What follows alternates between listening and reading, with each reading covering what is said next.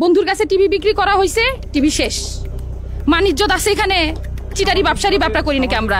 ভয়াবহ যেটা তারা একটা সন্ত্রাসী একটা আন্ডারগ্রাউন্ডে যেটা করতেছে অনেকেই জানে না। রিকভারি টিম ওয়ালটনের মধ্যে অনেক আয়না ঘরও আছে, টর্চার সেলও আছে। তারা যা করছে, অট্টালিকা যা করছে, তা আমাদের মতো যে ডিলার যারা আছে সবারকে মাইরে করছে এই অট্টালিকা। পরে ওনারা বললো না, আপনারা মামলা করবো না, মামলা ছাড়া বহুত কিছু করার আছে, অনেক কিছু করা যায়, আপনারা অন্যভাবে সিস্টেম করবো। আমি সরকার আমলে তারা আমাদেরকে হুমকি দামকি দিয়েছে, জোর করে আমাদেরকে ব্ল্যাঙ্ক চেক নিচ্ছে। একসাথে থাকতে পারি জেলখানায়, এই দুযুগের থেকে জেলখানা অনেক ভালো। আমি একটা ডিলার, আমাকে আপনি চালানে 18% দিচ্ছেন, তাহলে আমি লাভটা করবো কি? আপনি তো ডিক্লারেশন দিয়ে দিলেন ছাড়ার জন্য। ওয়ালটন আমাদের পণ্য। মার্সেল একই কোম্পানি, একই মালিক, একই সব কিছু, একই জায়গা থেকে প্রোডাক্ট আসে, একই সার্ভিস সেন্টার। এটা Walton hi tech industry PLC limited, public limited company বলে আর এখন করতেছে আর কি।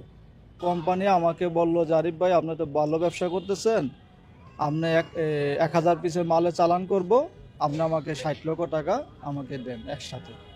আগের যে ডিউ ছিল আমার সাথে বকেয়া ছিল 60 লক্ষ টাকা, তারা 60 লক্ষ টাকা নিয়ে যায়, নিয়ে গিয়ে আমাকে একটা প্রোডাক্টও দেয় নাই। তখন কিন্তু আমি মাঠে বিভিন্ন হোলসেল করার কারণে, মানে পাইকারি ব্যবসা করার কারণে বিভিন্ন ডিলারের কাছে আমি বাকি দিয়ে আমি খুব খারাপ অবস্থায় পড়ে গেছি। যখন যে তারা একসাথে টাকাটা নিয়ে আমাকে একটি প্রোডাক্ট করে নাই, হয়রানি করছে এবং এমনও কথা বলছে যেগুলো আসলে পাবলিকে বলা যাবে না। আপনার নিজেদের ক্ষমতা আপনার বাজারে প্রকাশ করার জন্য আমাদেরকে দিয়ে আন্ডার রেটে মাল সেল করায়, আবার আমাদেরকেই ধমকায় আন্ডার রেট করেন কেন। আবার আপনার এমদাদ স্যার মুখ দিয়ে যা আসে তাই বলছে। ওনার কাছে গেছিলাম, ওনার মুখ দিয়ে অনবরত মানে কি যে বলছে। স্বরাষ্ট্রমন্ত্রী আসাদুজ্জামান স্বরাষ্ট্রমন্ত্রীর ফোন দিয়ে আমার ধরে নিয়ে আসে, আমার পরিবার সহ, আমার ছোট বাচ্চা আছে, যে বাচ্চাকে নিয়ে আসি, আমার ছোট বাচ্চা যখন নিয়ে আসার পরে আমার ধরে নিয়ে এসে বসে থাকা মামলা দিয়ে আমাদের জেলে পাঠায়।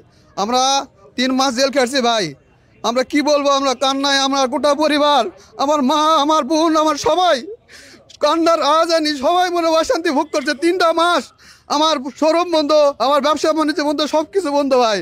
ও একটা কিস্তিতে টাকা তুলতে গেছে, সেখানে কিস্তির টাকা নিয়ে ঝামেলা হয়েছে, ওকে ইট মেরে ওর মাথা ফেটে ফেলছে। সেটার থেকে ওরা একজনও কেউ খোঁজ নিতে আসেনি যে চোখটা যদি নষ্ট হয়ে যেত আমার হাজবেন্ডের, বা একটা বড় কোনো সিরিয়াস ক্ষতি হতো, আমি তখন ওকে কোথায় পাইতাম? সবার মাথার উপর ছাদ আছে, আমার মাথার উপর কেউ নাই। আমরা দুজন আর আমার শাশুড়ি আর আমার ছোট মেয়ে আছে।